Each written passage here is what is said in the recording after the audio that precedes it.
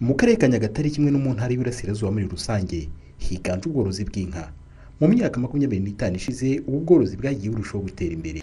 Kuva mu mwaka w'ibihumbi 2008 aborozi bo mu karere ka Nyagatare bafite uruganda rutunganya amata. Ni uruganda bishimira kuko bavuga ko rwahinduye byinshi mu bijyanye n'ubworozi bakoraga, usibye kuba bagemurira uruganda bakaba babona amafaranga. Banemeza yuko byatumye bavugurura ubworozi bakoraga mbere. Kera bakamaga banywa cyangwa se bacunda, ariko ubu hari amajyambere yandi. Dufite ubuyobozi bwiza kandi ubuyobozi butubwiriza kandi budufasha. Leta iduha dayari, iduha aho tutwara amata, ikadushakira n'amasoko, ikaduha n'igiciro cyiza. Kera ntabwo byabagaho. Kera umuntu yagiraga inka ze akaragira ku gasozi, akazicyura, akanywa amata ye ntagurishe. Inka y'Inyarwanda warayikamaga ukabonamo inka ubona ari nziza ihagaze neza, wakoresheje n'imbaraga nirenze litiro 3. Yaba uvuga ngo yakamwe iyo yanka bumva ngo ni igitangaza igakamwa litiro 4. Ariko inka y'inzungu wagaburiye neza ubwo umusaruro ugaragara ko nayo bikaguha ibyishimo, ku buryo inka imwe bikura muri litiro 8, 7 nizo ziba nkeya. Kubera twabonye uruganda, amafaranga urakamo utwara ku ruganda, ukwezi kwashira ukabona icyambere gifatika, ubonera amafaranga icyarimo. Ubusanzwe mu Rwanda ubworozi bwakomwaga mu nkokora n'ibihe by'izuba bitewe no kubura ubwatsi bw'amatungo. Hirya no hino mu ntara y'Iburasirazuba ariko ntibagikangwa n'impeshyi kuko bigishijwe guhunika ubwatsi bukabagoboka mu bihe by'izuba.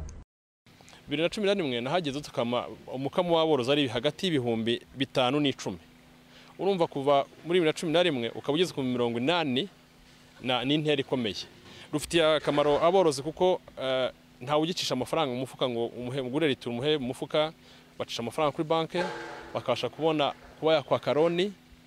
Icya kabiri n'umukamo wariyongereye ku buryo ingano zidakora ubusa. Mbere wasanga uruganda rwaho nko mu mpeshyi nta inyange isa n'iyakurozinze kubera ko amata ni makeya, ariko ubu ngubu nta tandukano ry'impeshyi n'igihe cy'imvura. Ubuyobozi bw'intara y'Iburasirazuba buvuga ko uko umusaruro w'ubworozi wiyongera ari nako watekerezwa uko wabyazwa inyungu kurushaho. Turateganya yuko twagira nk'uruganda rw'amata y'ifu, ibyo biri muri gahunda. Turateganya uruganda rw'inyama mu karere ka Nyagatare, hari uruganda dufite mu karere ka Bugesera, ariko turateganya yuko rugomba kwaguka mu karere ka Bugesera muri Gako.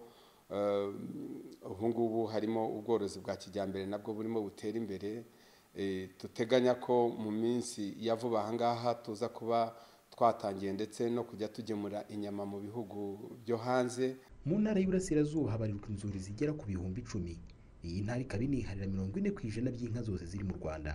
Kuvugurura ubworozi, kuwuteza imbere no kongera agaciro umusaruro wabwo byarushaho guteza imbere abaturage mu Burasirazuba bw'u Rwanda, ariko nanone bikazamura ubukungu bw'igihugu muri rusange.